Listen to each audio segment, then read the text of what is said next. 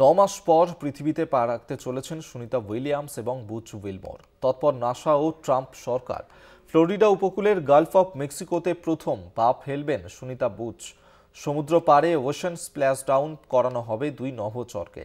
কি এই স্প্ল্যাশডাউন পদ্ধতি, কিভাবেই বা করা হবে এই স্প্ল্যাশডাউন? দীর্ঘ অপেক্ষার অবসান।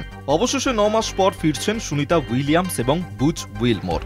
আপাতত পৃথিবীতে ফেরার দিন ক্ষণ চূড়ান্ত।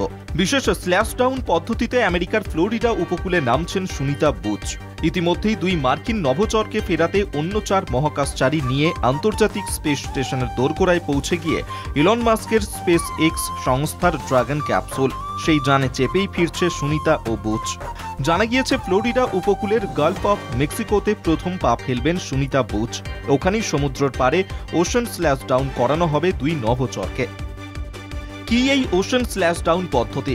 যখন কোনো মহাকাশযান বা ক্যাপসুল পৃথিবীর বায়ুমণ্ডলে প্রবেশ করে এবং নিরাপদে অবতরণের জন্য প্যারাসুটের মাধ্যমে সমুদ্র বা বড় আকারের জলাশয়ে অবতরণ করে, তখন তাকে স্প্ল্যাশডাউন বলা হয়। স্প্ল্যাশডাউন পদ্ধতি সাধারণত মহাকাশযানের পৃথিবীতে প্রত্যাবর্তনের সময় ব্যবহার করা হয়। এই পদ্ধতিতে ক্যাপসুল থেকে প্যারাসুটের সাহায্যে সমুদ্রে বা অন্য কোনো জলাশয়ে অবতরণ করে।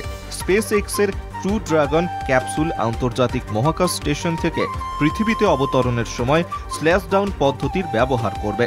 স্প্ল্যাশডাউনের সময় ক্যাপসুলটিতে 2টি প্যারাসুট থাকবে, যদিও একটি প্যারাসুটই নিরাপদ অবতরণের জন্য যথেষ্ট। প্যারাসুটে চেপে ফ্লোরিডা উপকূলের কাছে গালফ অফ মেক্সিকোতে নামবেন সুনিতা উইলিয়ামস এবং বুচ উইলমোর। এর জন্য ফ্লোরিডার আবহাওয়ার দিকে নজর রেখেছে নাসা। কেন স্প্ল্যাশডাউন পদ্ধতিতে নভোচরদের পৃথিবীতে নামানো হয়? স্প্ল্যাশডাউন পদ্ধতি বহুল ব্যবহৃত এবং নিরাপদ। গত বছর 25শে অক্টোবর নাসার একটি মহাকাশযান ফ্লোরিডা উপকূলে সফলভাবে স্প্ল্যাশডাউন করে। সেই কারণেই এই পথ বেছে নিয়েছে নাসা। যদিও এর আগের মিশনের নভোচররা মহাকাশ থেকে ফিরে গুরুতর অসুস্থ হয়ে পড়েছিলেন, তাই এবার সুনিতা বুচের শারীরিক পরিস্থিতির দিকে বিশেষ নজর রাখছে ট্রাম্প সরকার। কলকাতা টিভি।